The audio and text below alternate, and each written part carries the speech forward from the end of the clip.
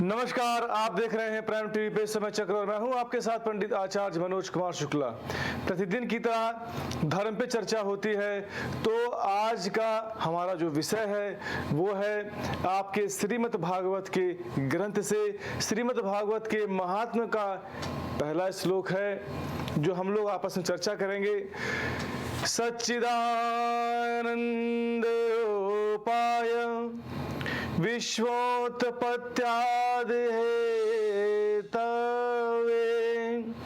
तापत्रय विनाशाय श्रीकृष्णाय वयं नुमः। सच्चिदानंद, सत्य, चित्त और आनंद तीन शब्दों से मिलकर बना है सच्चिदानंद। सत माने ईश्वर का स्वरूप, जिसमें ईश्वर का स्वरूप हो। जो सत्य बोलता है वो ईश्वर के काफी नजदीक होता है। तो चित्त माने होता है प्रकाश।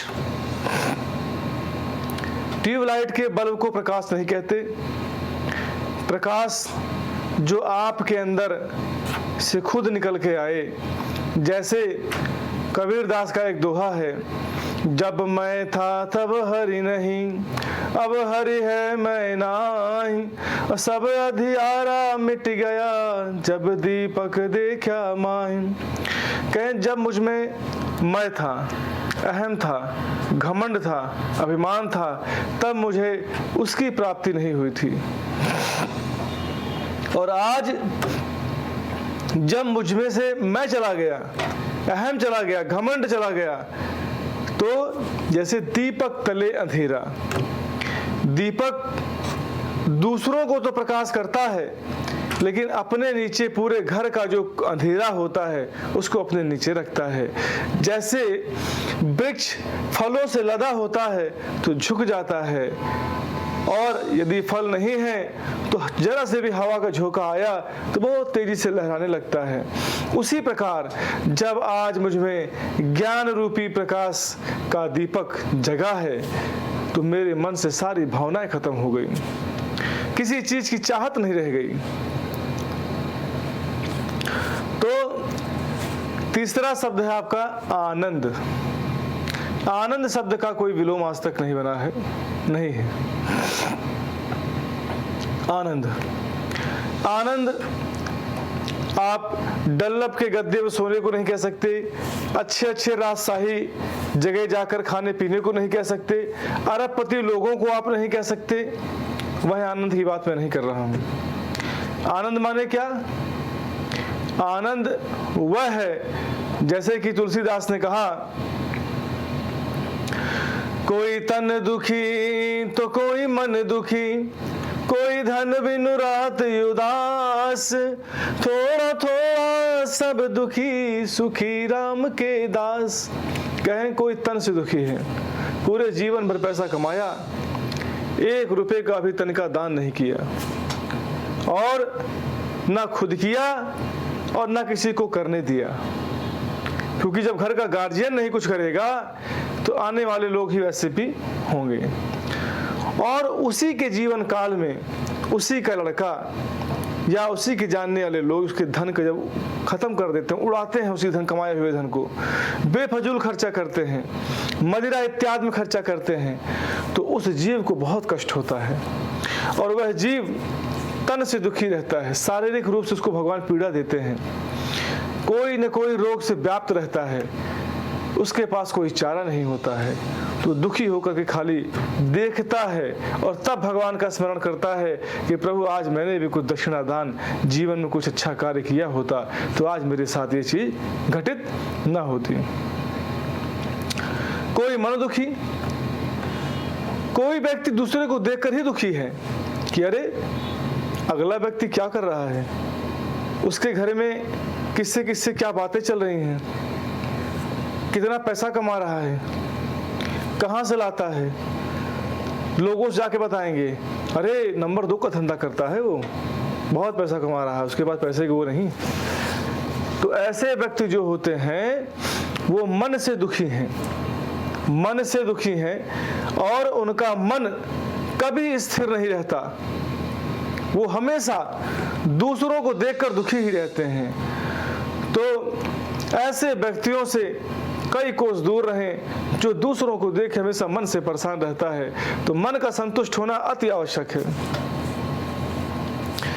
और कोई धन बिनु रहत उदास, हट्टी कट्टी बाड़ी, 6 फीट का जवान कर रहे हैं बॉडीगार्ड की नौकरी। भगवान ने सुंदर आंख दिया, चेहरा दिया, हाथ दिया, पैर दिया, बढ़िया लंबाई दी, लेकिन अकल उनकी हर ली। उनका जीवन उस 10,000 रुपए में कट रहा है। उनको लगता है कि इससे अच्छा हमारे पास अब कुछ नहीं है, क्योंकि वो कोई कार्य नहीं करना चाहता, प्रगति नहीं करना चाहता, लालसा नहीं है। जब व्यक्ति के अंदर कुछ करने की लालसा होगी, अपने आगे वाले पीढ़ी को देने की लालसा होगी, तो व्यक्ति कुछ कमाने के लिए सोचता है। जब व्यक्ति को 10,000 संतुष्टि मिल रही है, उतने में ही प्रसन्न है, बच्चे पढ़े या न पढ़े, तो वो आदमी जो है कभी भी उसका दिमाग कहीं और नहीं जाएगा। तो भगवान ने कहा धन बिनु रहत उदास, ऐसे व्यक्ति धन के लिए उदास ही रहते हैं। थोड़ा थोड़ा सब दुखी। कहे इस कलयुग रूपी व्याप्त संसार में ऐसा कोई व्यक्ति नहीं है जो यह कह दे मैं पूर्णतः प्रसन्न हूं। कहीं न कहीं हर एक व्यक्ति जो है कहीं न कहीं परेशान है। लेकिन सुखी कौन है? सुखी वह व्यक्ति है जो धन बिनु रहत उदास। सुखी वह व्यक्ति है कि मन से, सुखी वह व्यक्ति है कि तन से। सुखी ये सब व्यक्ति नहीं है। सुखी कौन सा व्यक्ति है? जाको राम नाम धन होय, जिसके पास जो है भगवान का गृहस्थ आश्रम में रह करके यदि वो भगवान की भक्ति कर ले रहा है और राम नाम रूपी का जाप कर ले रहा है, ईश्वर की आराधना कर ले रहा है, ऐसा व्यक्ति कभी दुखी नहीं रहता। दुख आते हैं और चले जाते हैं, क्योंकि दुख और सुख जीवन के दो साथी हैं। मन अस्थिर रहता जरूर है। कहा गया है मन की गति है अटपटी और झटपट लखे न कोई, जो मन की खटपट मिटे तो चटपट दर्शन होए। ये मन की गति बहुत तेजी से है। आदमी यहां बैठा है, वो ठीक उसका दिमाग कहीं और चला जाएगा, वहां सोचने लगेगा। तो मन जो है व्यक्ति को कोई कार्य करने नहीं देता है और सदैव गलत कार्य की तरफ बढ़ावा देता है। लेकिन आत्मा सदैव व्यक्ति को रोकती है कि यह गलत कार्य है, यह हमें नहीं करना चाहिए। तो मन की न सुन करके सबसे पहले अपनी आत्मा की सुने।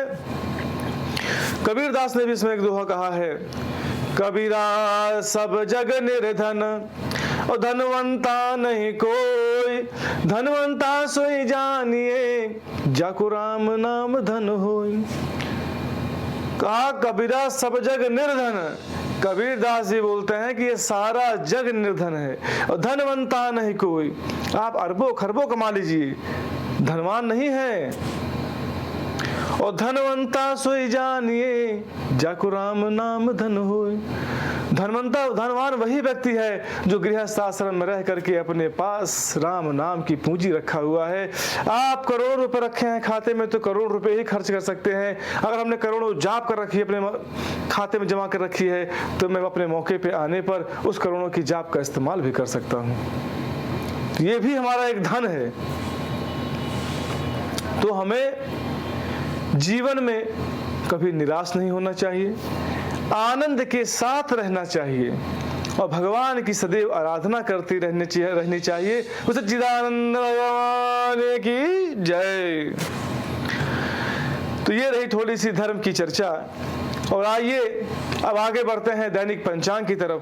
तो 4/9/2024 श्री संवत 2081 साके 1946 प्रतिपदा तिथि दिन में 8:04 तक रहेगी और उत्तरा फाल्गुन नक्षत्र रात्र में 5:32 तक। बव तत्पश्चात बालवकरण। भाद्रपद मास शुक्ल पक्ष साध योग रात में 8:43 तक रहेगा। बुधवार का दिन सिंह राशि दिन में 9:40 के बाद चंद्रमा कन्या राशि पर आ जाएंगे शरद ऋतु है।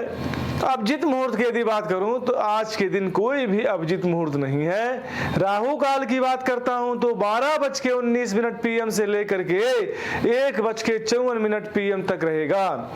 तो बात करता हूं दिशा शूल की, आज के दिन उत्तर दिशा में यात्रा करना वर्जित है, तो आज उत्तर की तरफ यात्रा न करें।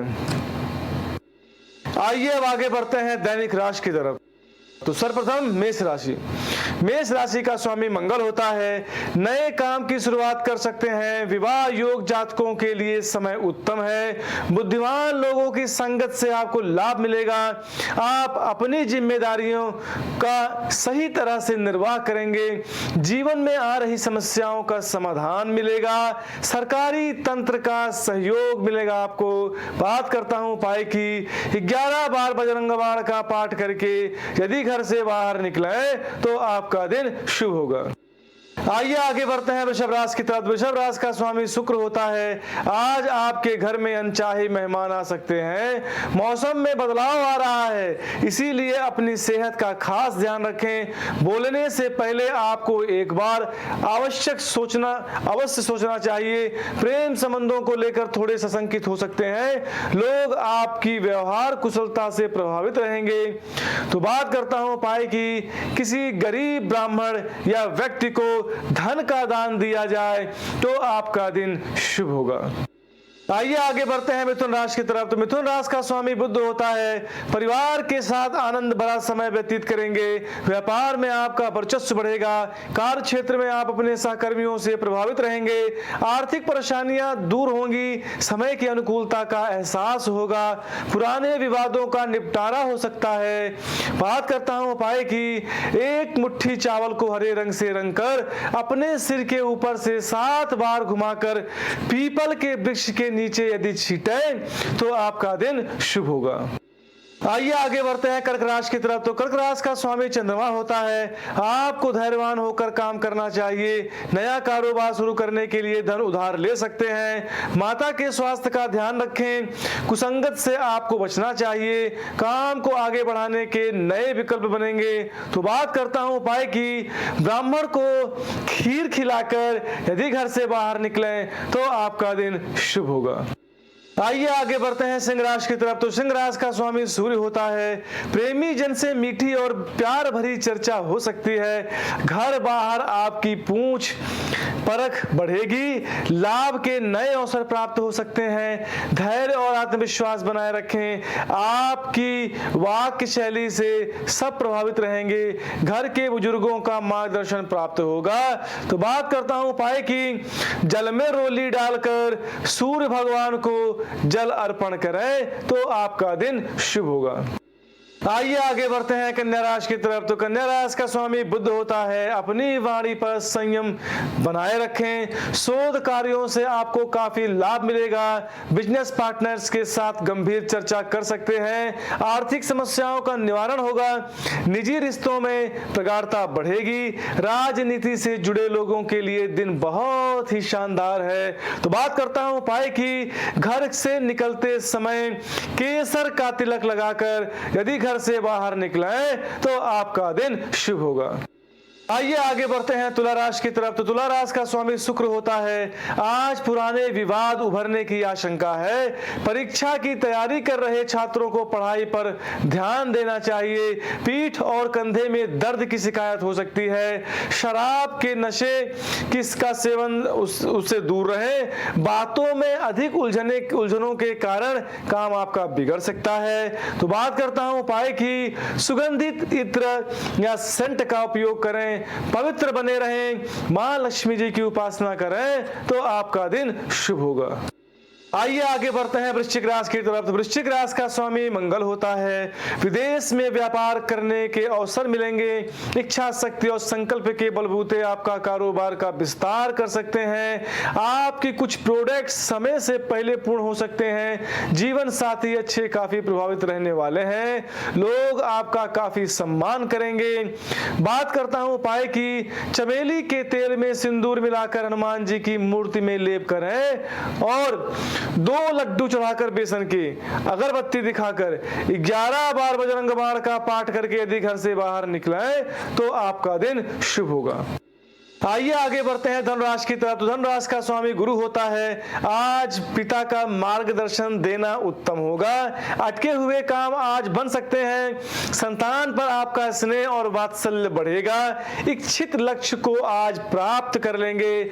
ज्वेलरी और कपड़े से जुड़े व्यवसाय में लाभ की स्थितियां बन सकती हैं। बड़े सौदों के लिए समय बहुत ही शुभ है। तो बात करता हूं उपाय की। गाय को गुड़ चना हल्दी खिलाकर और गाय की सेवा करके यदि घर से बाहर निकले तो आपका दिन शुभ होगा।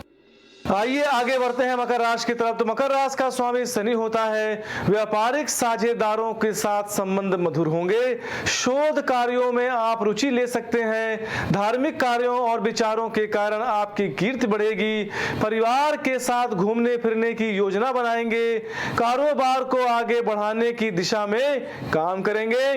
बात करता हूं उपाय की। जल में काला तिल डालकर पीपल की जड़ में चढ़ाएं तो आपका दिन शुभ होगा। आइए आगे बढ़ते हैं कुंभ राशि की तरफ। तो कुंभ राशि का स्वामी शनि होता है। कैरियर को लेकर थोड़ी चिंता और व्यग्रता आपकी बढ़ेगी। आय और व्यय में संतुलन बना के रखें। कोई नकारात्मक समाचार में को मिल सकता है। सनसनीखेज खबरों को ज्यादा प्रसारित न करें। रचनात्मक कार्यों के प्रति आपका रुझान बढ़ेगा। बात करता हूं उपाय की। सुंदरकांड का पाठ करके यदि घर से बाहर निकले तो आपका दिन शुभ होगा। आइए आगे बढ़ते हैं मीन राशि की तरफ। तो मीन राशि का स्वामी गुरु होता है। समाज में आपका मान सम्मान बढ़ेगा। ऑनलाइन नए वस्त्र और एक्सेसरीज आप खरीद सकते हैं। उत्साह और प्रसन्नता में वृद्धि होगी। दाम्पत्य जीवन आपका सुखमय एवं मधुर रहेगा।